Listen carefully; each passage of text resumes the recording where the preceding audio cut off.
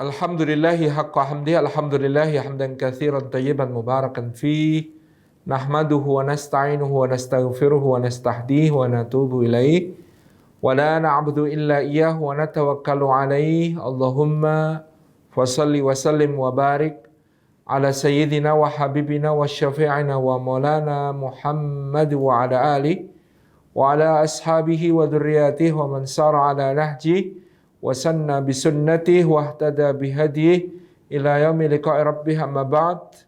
Hadratal mukarramin yang kami hormati, segenap pimpinan dan pengurus YPPU Malinau yang kami hormati, para kepala sekolah SDIT, SMPIT, dan semua yang bernaung di bawah YPPU Malinau, insan utama yang kami hormati, para guru, para asatid, para ustadzat, yang kami hormati para orang tua, wali murid, dan seluruh hadirin hadirat rahimani wa rahimakumullah.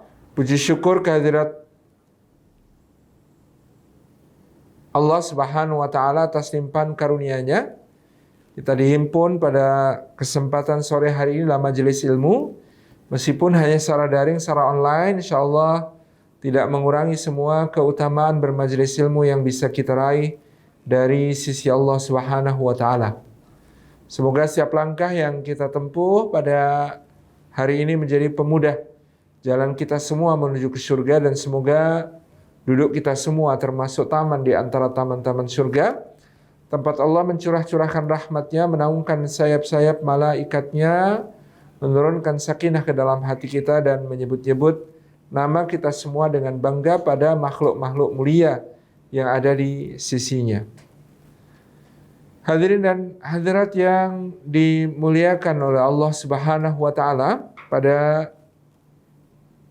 bulan Muharram yang mulia ini, di tahun yang baru ini, tentu menjadi refleksi bagi kita semua tentang apa yang telah kita lewati dan apa yang akan kita songsong. Allah Subhanahu wa taala memerintahkan orang-orang beriman untuk bertakwa dan bermuhasabah. Sebagaimana firman Allah Subhanahu wa taala, A'udzubillahi minasyaitonir rajim. Ya ayyuhalladzina amanu taqullaha wal tanzur nafsum ma qaddamat lighad. Wattaqullaha innallaha khabirum bima ta'malun.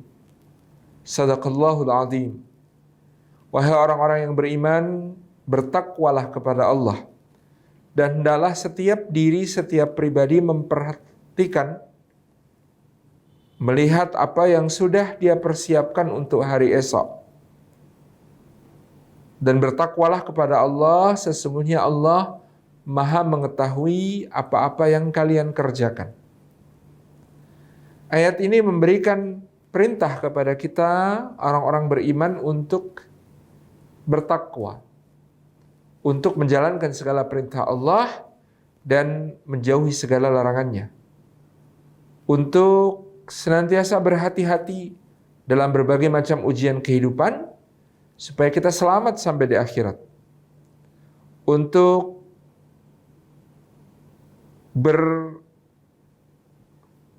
bermuraqabah sekaligus bermuhasabah. Perintah muhasabahnya, wal tanzur nafsum ma qaddamat lighad, dan hendaklah setiap diri memperhatikan apa yang sudah dia perbuat untuk hari esoknya.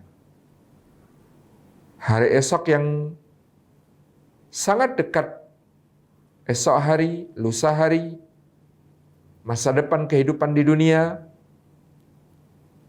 Demikian pula hari esok di sisi Allah, kehidupan yang abadi, kehidupan yang hakiki, kehidupan yang sejati, kehidupan akhirat. Bagaimana selama ini dia mempergunakan waktunya yang sudah terlewat. Apakah untuk amal-amal saleh ataukah amal salah? Apakah untuk ketaatan ataukah kemaksiatan? Apakah untuk ibadah ataukah dosa-dosa? Apakah lebih banyak untuk hal yang bermanfaat ataukah yang sia-sia? Ini menjadi renungan yang harus senantiasa kita tanamkan, mengiringi kesadaran kita untuk bertakwa kepada Allah. Bertakwa dengan memperhatikan bekal untuk hari kembali. Dengan memperhatikan apa-apa yang telah lewat, telah lalu dari waktu kita, seberapa banyak dia telah kita gunakan untuk kebaikan di sisinya, dan seberapa optimal dia telah kita manfaatkan untuk mempersiapkan segala sesuatu yang akan dipertanggungjawabkan di sisi Allah Subhanahu wa ta'ala di akhirat nanti. Wal tanzur nafsu ma qaddamat lighad. Hendaklah setiap diri memperhatikan bekal apa yang sudah dia persiapkan untuk hari esoknya.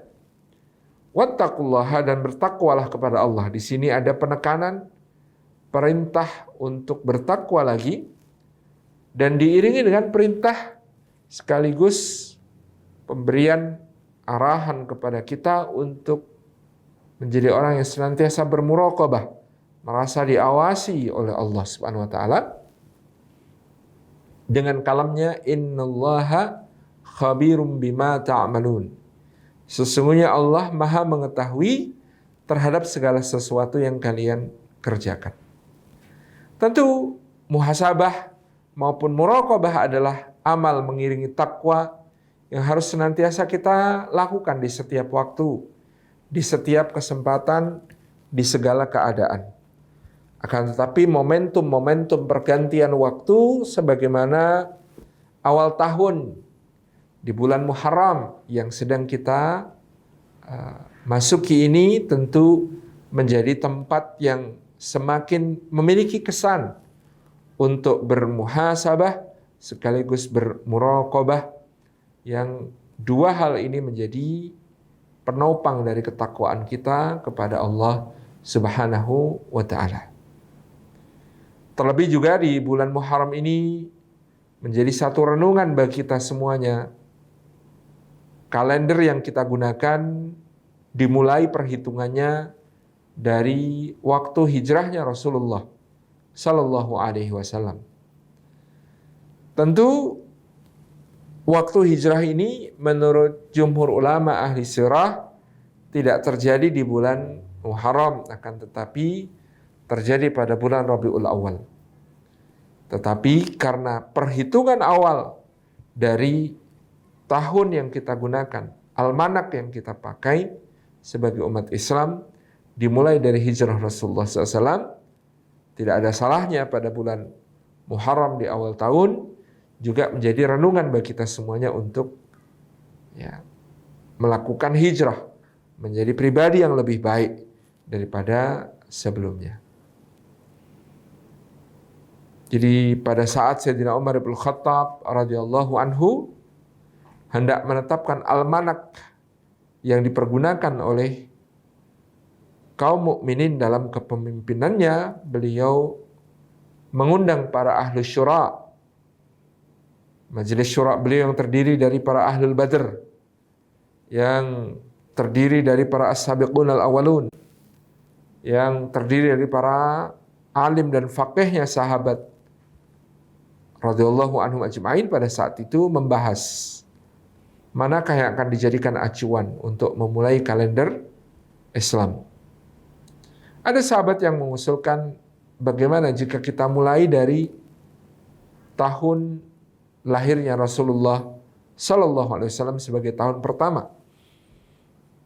Sayyidina Umar bin Khattab menolak dengan mengatakan akan menjadi sesuatu yang mirip dengan apa yang dilakukan ahli kitab. Wabil khusus dalam perkara ini adalah orang-orang Nasrani kalau menjadikan bagian awal dari tahun kalendernya itu sesuai dengan kelahiran Rasulullah SAW. Kalau umat Nasrani menggunakan kelahiran Isa alaihissalam sebagai acuan. Ada yang mengusulkan tahun wafatnya Rasulullah SAW sebagai dasar perhitungan. Maka Sayyidina Umar pun keberatan karena kata beliau, Tidak ada tahun yang lebih pahit, yang lebih sedih, yang lebih murung, ya, yang lebih muram daripada tahun wafatnya Rasulullah SAW bagi kaum mukminin. Beliau khawatir kalau tahun wafat itu dijadikan acuan, ya akan menimbulkan ya, keadaan kaum muslimin yang juga kurang bersemangat, berada dalam keadaan sedih yang berkepanjangan, yang tidak habis-habis karena kenangan akan wafatnya Rasulullah SAW. Ada lagi yang mengusulkan ini dan itu sampai akhirnya Sayyidina Umar menerima salah satu usulan, yakni dengan menjadikan hijrah sebagai acuan untuk memulai perhitungan kalender Islam. Mengapakah hijrah? Karena Sayyidina Umar merasakan sendiri, meskipun Rasulullah SAW telah memulai 13 tahun dakwahnya di Makkah sebelum hijrah, tapi kaum muslimin di Makkah dalam keadaan yang lemah, dalam keadaan diintimidasi, dalam keadaan mendapatkan tekanan, penyiksaan, kezaliman, dan ketertindasan terhadap syiar-syiar yang seharusnya mereka tegakkan. Baru setelah hijrahlah, dalam pandangan Sayyidina Umar, kaum muslimin berdaulat dalam melaksanakan berbagai syiar-syiar agamanya. Berdaulat dalam melangsungkan sendiri berbagai urusan internalnya. Berdaulat dan merdeka, ya, karena muhajirin yang berhijrah disambut dengan persaudaraan yang begitu tulus oleh kaum Ansar, dan mereka memberikan pengorbanan yang luar biasa di dalam dakwah ilallah, bersatu padu bersama-sama di sisi Nabi Shallallahu Alaihi Wasallam. Inilah sehingga acuan hijrah ini menjadi acuan almanak Islam yang senada dengan apa yang kita bahas tadi, muhasabah dan muraqabah di dalam semangat kita untuk menjadi pribadi yang lebih baik.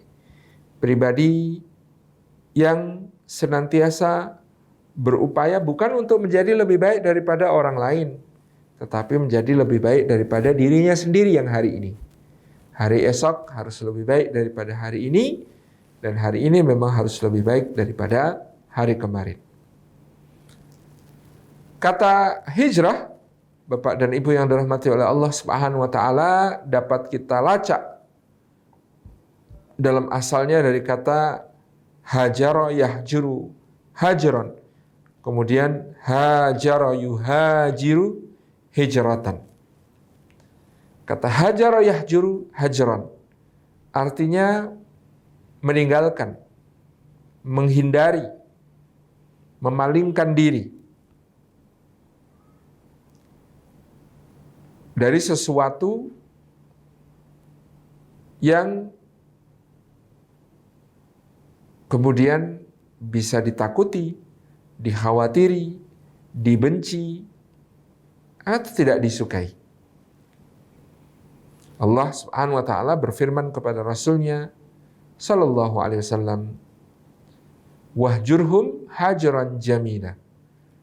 Dan berpalinglah engkau wahai Muhammad sallallahu alaihi wasallam dari orang-orang yang musyrik itu dengan cara berpaling yang seindah-indahnya.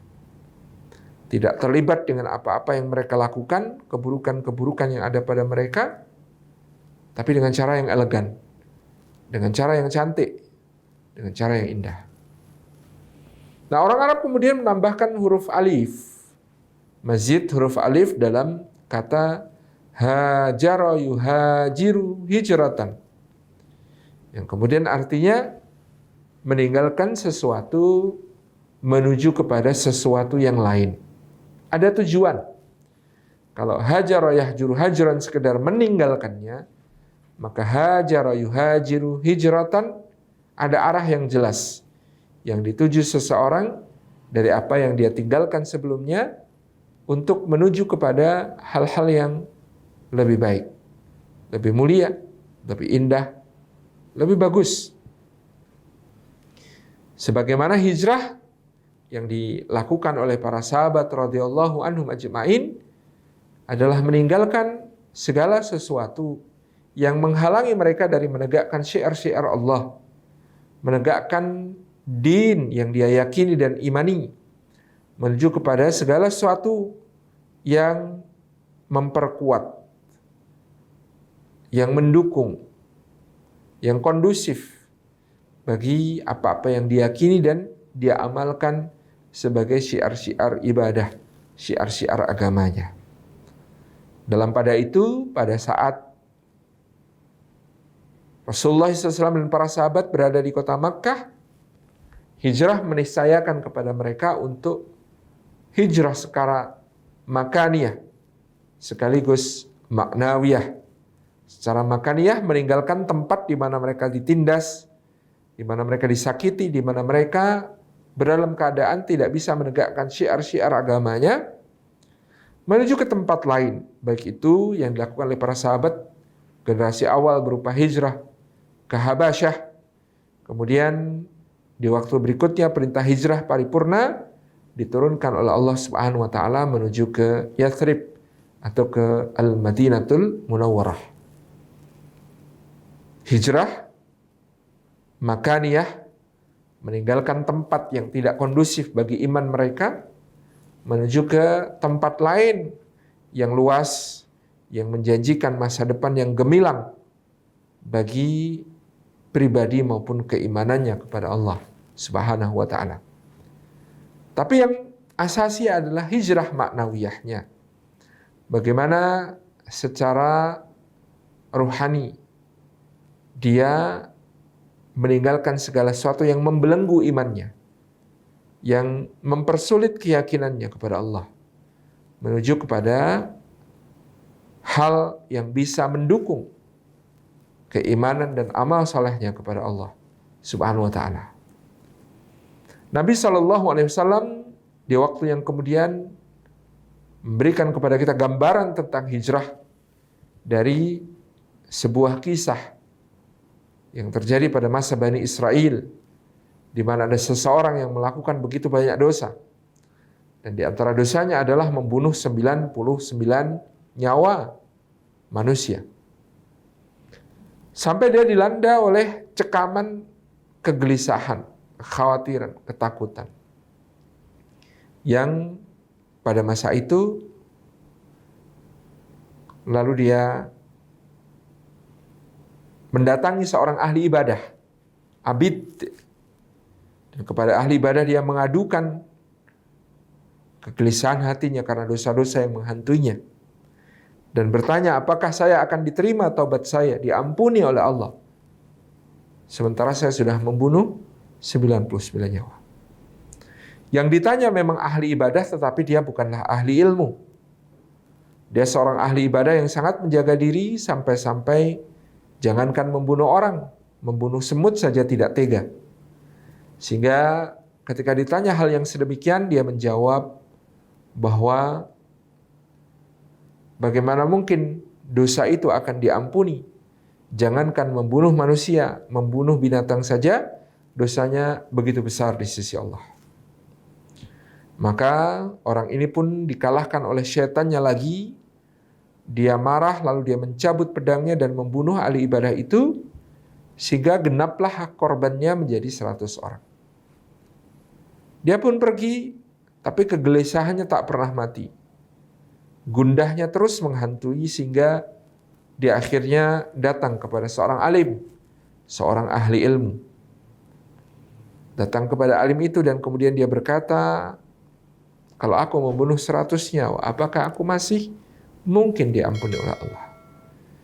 Maka dengan ilmunya, sang alim berkata, jikapun dosamu sebanyak pasir di pantai, maka ampunan Allah lebih luas dari samudera raya.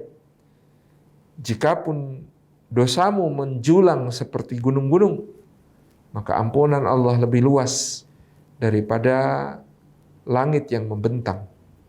Janganlah berputus asa dari rahmat Allah, bertaubatlah kepada Allah, mohon ampunlah kepadanya. Lalu Orang itu bertanya, bagaimana cara aku agar diampuni Allah? Selain dengan menyesali, beristighfar, memohon ampun, maka sang alim berkata, hendaklah Tuan pergi ke negeri yang baru, yang belum mengenal Tuhan. Karena pada hakikatnya Tuhan orang baik, tetapi berada di lingkungan yang buruk.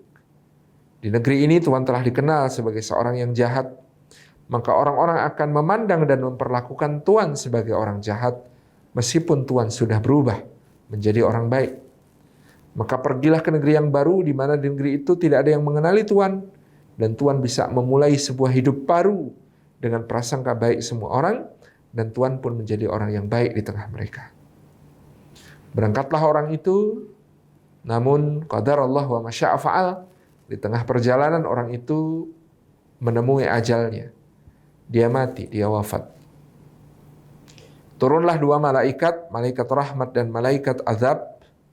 Yang keduanya berebut, kata malaikat rahmat, ini adalah jatahku karena sesungguhnya dia sudah bertaubat kepada Allah.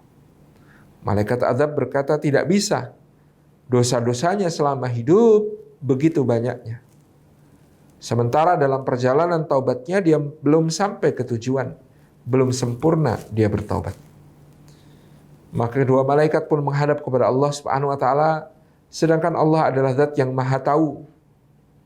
Ketika mereka bertengkar, maka Allah pun menengahi, meskipun dia maha tahu, dengan berfirman, ukurlah jaraknya antara tanah yang dia tinggalkan ke negeri yang dia tuju, manakah yang lebih dekat? Ketika diukur ternyata hanya selisih sejengkal, lebih dekat ia kepada negeri yang dituju. Maka sempurnalah taubatnya, dia telah selesai menunaikan pertaubatannya sehingga menjadi bagian dari malaikat rahmat yang membawanya untuk mendapatkan kenikmatan akhirat dari sisi Allah Subhanahu wa taala. Bagi umat Rasulullah SAW, maka hijrah ditetapkan sebagai satu kewajiban syar'i pada saat itu. Lalu siapa yang tidak mau berhijrah, maka Allah dan Rasulnya bukanlah yang menjamin mereka. Dan siapa yang tidak mau berhijrah lalu mati dalam keadaan tertindas keimanannya, tidak bisa merdeka dalam amal ibadahnya, mereka justru diancam dengan neraka jahanam. Dan Allah memberikan jaminan kepada orang-orang yang berhijrah mau meninggalkan hal-hal yang bisa menghalangi dia dari kebaikan-kebaikan dengan janji yang sangat indah seperti yang dia firmankan dalam surat An-Nisa yang 100, wa may yuhajir fi sabilillah yajid fil ardi muragaman katsiran wa sa'ah. Dan barang siapa yang berhijrah di jalan Allah, maka dia akan temukan di bumi Allah yang luas itu ada pengganti yang jauh lebih baik dari apa yang dia tinggalkan, dan juga kelapangan rizki yang sangat luas. Dan hijrah ini telah tunai ketika seseorang keluar dari rumahnya untuk berhijrah, dengan niat berhijrah. وَمَنْ خَرَجَ مِنْ بَيْتِهِ مُهَاجِرًا فَيَمُتْ atau ثُمَّ يُدْرِكْهُ الْمَوْتِ. Ketika seseorang keluar dari rumahnya dengan niat untuk menjadi seorang yang berhijrah, kemudian dia didatangi oleh kematian, kemudian dia mati karenanya, maka pahalanya telah sempurna di sisi Allah Subhanahu wa taala sebagai orang yang berhijrah. Ketika Fathu Makkah terjadi, maka tidak ada lagi hijrah makaniyah bagi para sahabat radhiyallahu anhum ajma'in, karena Makkah telah menjadi darul Islam sebagaimana Madinah. Sehingga hijrah ditetapkan oleh Rasulullah SAW bukan lagi dalam bentuk mutlak meninggalkan kota Makkah menuju ke Madinatul Munawwarah, tetapi meninggalkan segala keburukan. hijrah masih terus berlaku dalam makna ini sampai pintu taubat ditutup, dan tidaklah pintu taubat ditutup melainkan dengan tanda terbitnya matahari dari ufuk barat. Adapun makna hijrahnya menjadi wal muhajiru man hajara sayyi'at. Dan yang disebut orang berhijrah adalah mereka yang mau meninggalkan keburukan-keburukannya, menjadi pribadi yang baru yang lebih baik di waktu-waktu yang akan datang. Maka dalam berhijrah itu ada beberapa hal yang mestinya kita perhatikan untuk kita penuhi sebagai sebuah tapak-tapak hijrah kita. Yang pertama, seorang yang berhijrah perlu melakukan tadhiyah atau pengorbanan. Berhijrah adalah berkorban karena kita menanggalkan sesuatu yang barangkali selama ini disukai oleh hawa nafsu kita. Seorang yang berhijrah berkorban dengan melepas sesuatu, meninggalkan sesuatu, berpaling dari sesuatu yang selama ini mungkin memberi kemudahan, memberi kenikmatan, memberi kesenangan, atau menjadi sandaran hatinya. Dilepas itu demi mendapatkan sesuatu yang lebih mulia dan lebih tinggi, yaitu keridhaan Allah Subhanahu wa Ta'ala. Seorang yang berhijrah dengan demikian, sebagaimana Suhaib bin Sinan Ar-Rumi, yang ketika akan berhijrah dihadang oleh orang-orang Quraisy dan dikatakan kepadanya, wahai Suhaib, katakan bagaimanakah keadaanmu dahulu ketika masuk ke kota Makkah ini. Suhaib bin Sinan Ar-Rumi radhiyallahu anhu berkata, iya, aku dalam keadaan miskin dan tidak memiliki apa-apa. Dan bagaimana keadaanmu sekarang? Aku kaya dan berkecukupan, kata Suhaib. Lalu bagaimana engkau sekarang akan pergi meninggalkan kota Makkah ini? Suhaib langsung bisa menebak, oh, jadi kalian menginginkan harta-hartaku. Maka Suhaib dengan teguh berkata, jika demikian, ambillah hartaku, semua yang kalian mau dan suka. Dengan syarat satu hal, jangan halangi aku dan jangan ganggu aku dalam perjalananku untuk berhijrah menyusul Rasulullah sallallahu alaihi wa alihi wasallam. Dan inilah Suhaib kemudian berjalan kaki menuju ke Madinah dengan pakaian yang melekat di badan, dengan bekal seadanya, sampailah dia di hadapan Nabi sallallahu alaihi wasallam dan keadaan compang-camping, dalam keadaan begitu mengenaskan, dilihat oleh para sahabat radhiyallahu anhum ajma'in, sampai ada yang berkomentar, aflasa Suhaib, Suhaib telah bangkrut, Suhaib telah bangkrut. Tetapi Nabi SAW bersabda, Rabihas Suhaib, Rabihas Suhaib. Justru sebaliknya, Suhaib telah beruntung. Suhaib telah beruntung karena dia telah menjual semua yang dimiliki di dunia untuk mendapatkan keridhaan Allah dan surganya kelak di akhirat. Tadhiyah. Orang berhijrah harus berkorban. Yang kedua, orang yang berhijrah at-tawakkul. Dia harus bersandar hanya kepada Allah Subhanahu wa Ta'ala. Janganlah dia berniat berhijrah dan kemudian membayangkan dia akan bergantung kepada makhluk. Dia akan meminta tolong kepada sesama manusia. Dia akan menyandarkan hidupnya kepada orang lain. Tidak, akan tetapi Allah. Sebagaimana Abdurrahman bin Auf ketika berhijrah.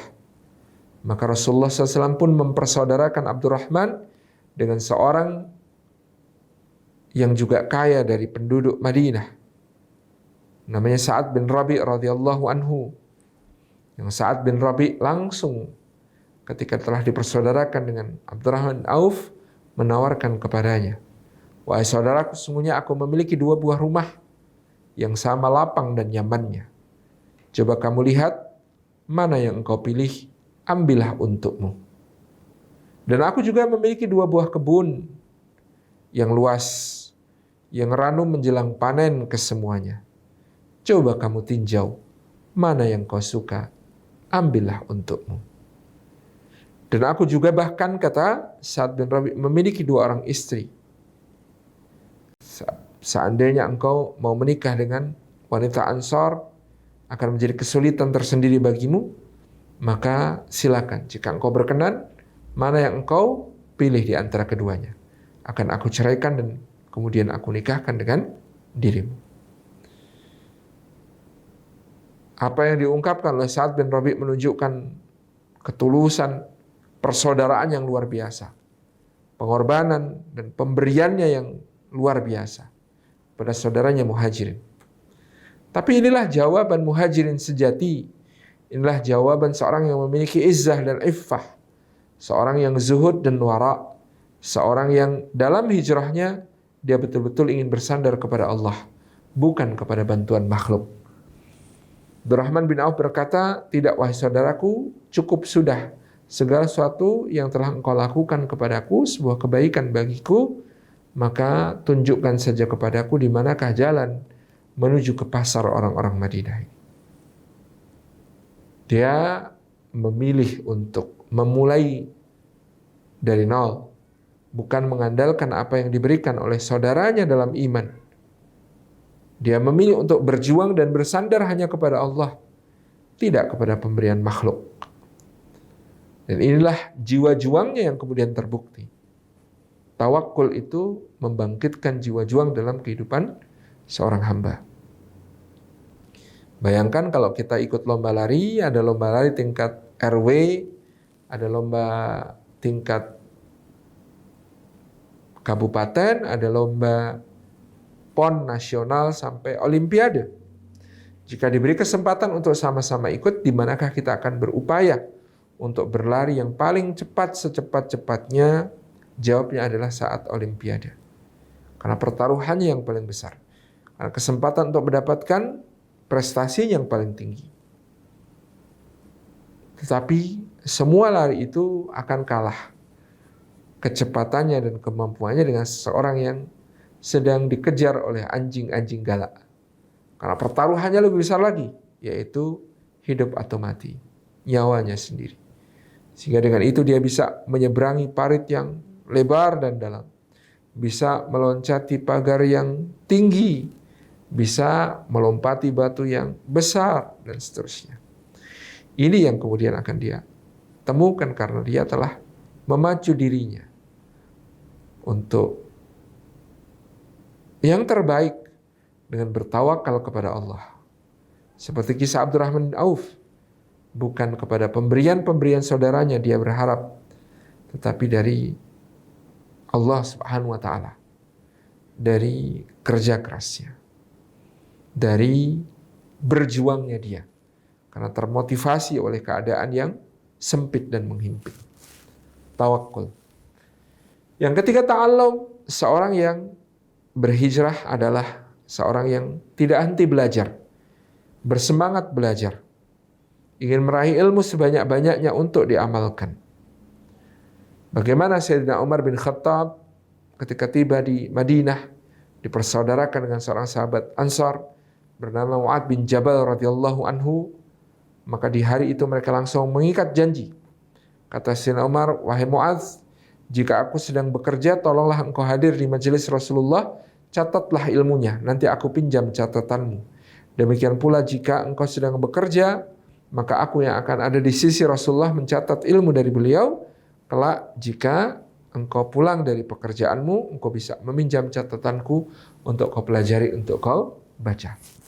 Sebuah semangat belajar yang luar biasa yang kita lihat pada pribadi Sayyidina Umar bin Khattab, Sayyidina Mu'ad bin Jabal dan lain sebagainya, yang memanfaatkan betul momentum hijrahnya untuk menjadi seorang pembelajar sejati yang tidak kemudian merasa cukup dengan apa yang sudah ada pada dirinya, tapi terus berilmu, terus menambah apa-apa yang kemudian bisa dia kuasai dari berbagai macam ilmu, pengetahuan, hikmah, i'tibar, dan lain sebagainya.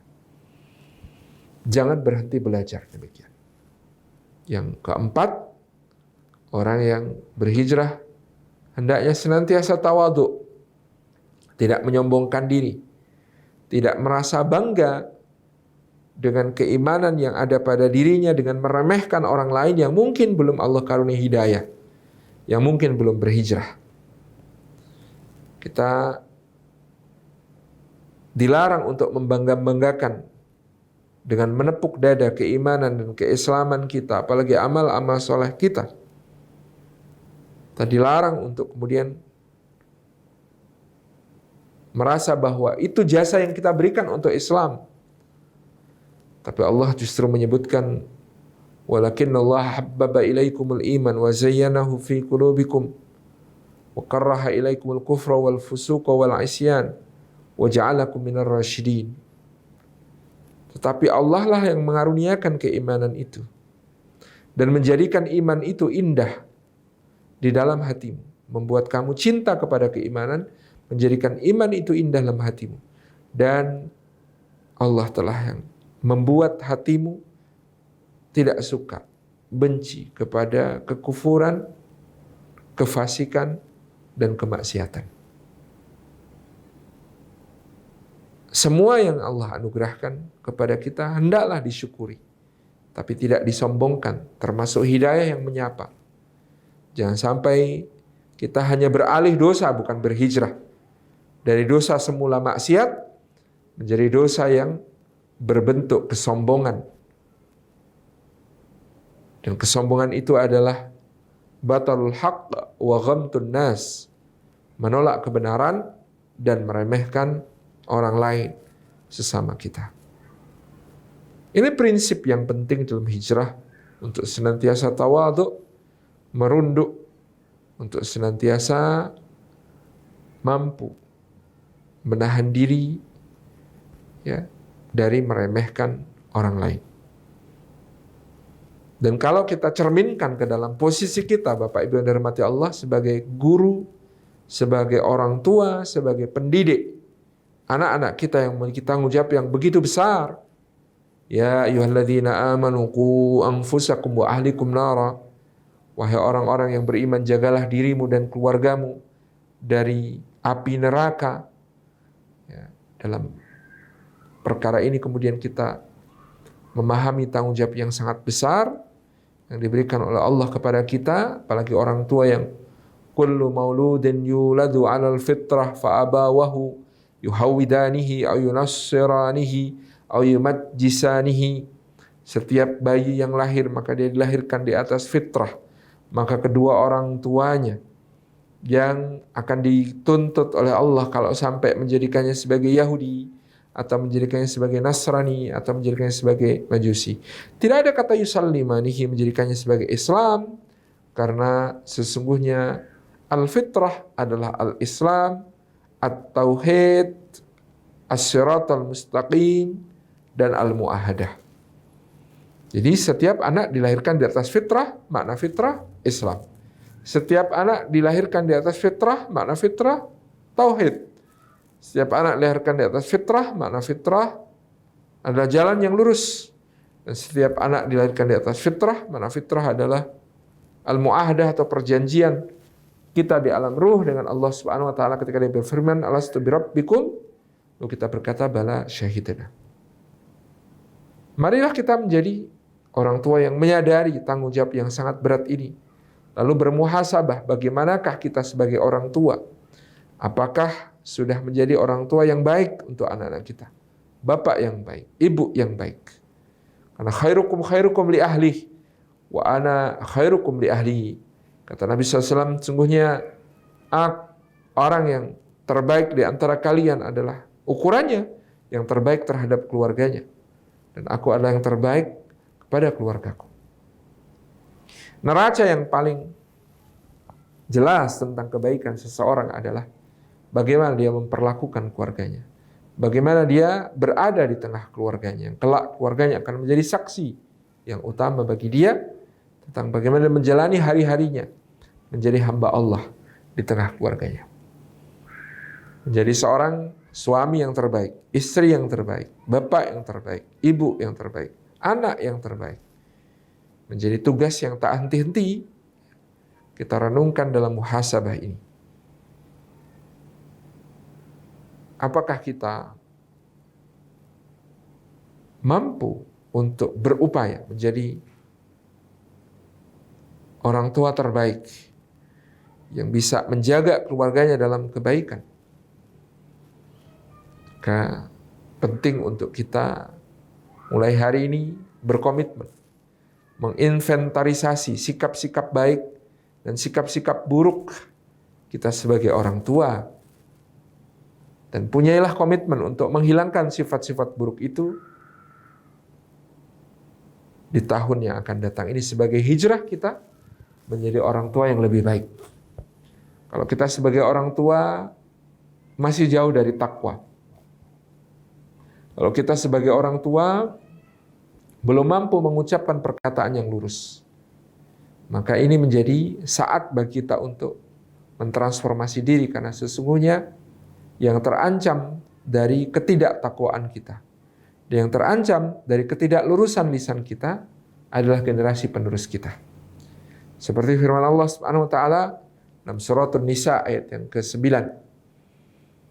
Wal yakhshal ladzina law taraku min khalfihim dzurriyyatan di'afan khafu 'alaihim falyattaqullaha wal yaqulu qawlan sadida. Hendaklah takut orang yang meninggalkan generasi di belakang mereka dalam keadaan lemah, yang senantiasa mereka khawatiri keadaannya, maka hendaklah mereka bertakwa kepada Allah, dan hendaklah mereka mengucapkan perkataan yang lurus. Mari momentum hijrah ini menjadi orang tua yang lebih baik bagi anak-anak kita, supaya mereka tidak menjadi generasi yang lemah, yang selalu kita khawatirkan, yaitu dengan menjadi pribadi yang lebih bertakwa, takut kepada Allah. Pribadi yang lebih bertakwa, yang berhati-hati dalam setiap langkah kehidupan, yang bertakwa, yang merasa selalu diawasi oleh Allah, yang senantiasa ingat ya akan hak dan kewajiban Allah atas dirinya, yang senantiasa bermuhasabah dan mengevaluasi diri, yang senantiasa berjuang supaya istiqamah dalam kebaikan, dan supaya mampu mengikhlaskan segala niat untuk Allah lillahi ta'ala. Bertakwa dan berkata yang lurus, berkata yang jujur sebagai dasar pendidikan bagi anak-anak kita. Jangan berdusta, jangan ngeles, jadilah yang konsisten, yang konsekuen. Kalau kita bersalah, jangan gengsi minta maaf kepada anak-anak kita. Kalau kita salah ucap, jangan gengsi untuk meralat ucapan kita. Kalau kita kemudian melakukan satu perbuatan yang buruk dan kita sudah pernah mengucapkan konsekuensi dari perbuatan buruk kepada anak kita, hukumlah diri kita sendiri. Berikan contoh terbaik itu kepada anak-anak kita. Konsekuen dan konsisten, teguh, tidak mudah berubah-ubah. Jangan hanya karena kepentingan tertentu lalu kita dalam berbicara kepada anak-anak menjadi lembek, menjadi letoy, menjadi pelin-pelan. Karena ini yang akan menghancurkan kepribadian anak-anak kita. Demikian pula, apakah kita sudah menjadi orang tua yang bersyukur, yang mampu mengapresiasi hal-hal yang baik pada anak-anak kita, ataukah kita jauh lebih banyak di dalam mengomentari hal-hal yang mungkin kesalahan yang dia tidak sengaja. Kita lebih banyak untuk mencela, memburuk-burukkan, ya, menghina, merendahkan kepada anak-anak kita. Dan jarang untuk kemudian memberikan apresiasi, memberikan pujian secara proporsional, memberikan motivasi dan penyemangat kepada anak-anak kita. Ini akan menjadi muhasabah kita. Apakah kita sudah mampu untuk berkorban dalam hijrah menjadi orang tua yang baik, menjadi orang tua yang lebih utama, tadhiyah. Mari kita berkorban untuk menanggalkan ego kita, berkorban untuk kemudian berusaha meninggalkan kebohongan-kebohongan kita, ngeles-ngeles kita, ucapan-ucapan tidak tepat kita, untuk berhati-hati berucap berkata. Meninggalkan segala hal buruk untuk kemudian mengisi akhlak kita dengan yang lebih baik sebagai orang tua, yang lebih apresiatif, yang lebih menghargai anak-anak kita, yang mau mendengarkan apa-apa yang menjadi komplain, keberatan, keluh kesah anak kita.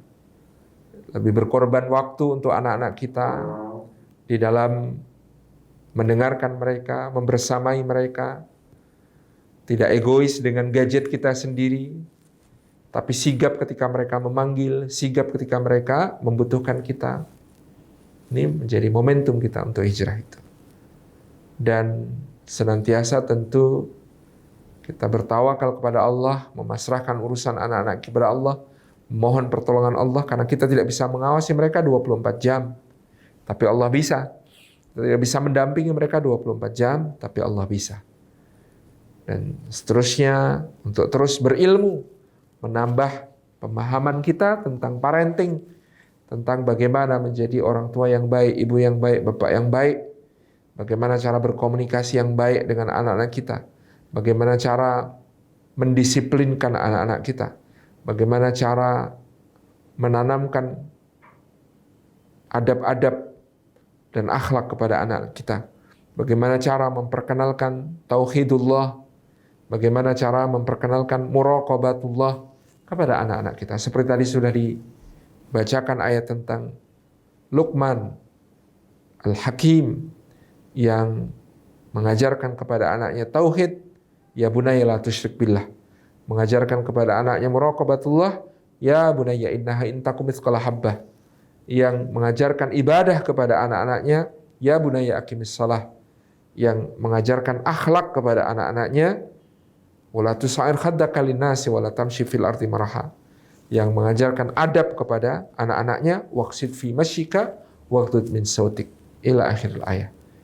Ini semuanya menjadi PR kita di tahun yang baru, refleksi kita tentang sudah seperti apa kita bagi anak-anak kita. Berapa nilai kita sebagai orang tua di mata anak-anak kita. Mudah-mudahan Allah selalu membimbing kita untuk menjadi orang tua yang lebih baik, orang tua yang mampu memberikan bekal terbaik kepada anak-anak kita, hingga kelak mereka menjadi bobot bagi bumi dengan La ilaha illallah Muhammad Rasulullah. Demikian yang dapat kami sampaikan, mudah-mudahan bermanfaat. Jazakumullahu khairan. Wassalamualaikum warahmatullahi wabarakatuh.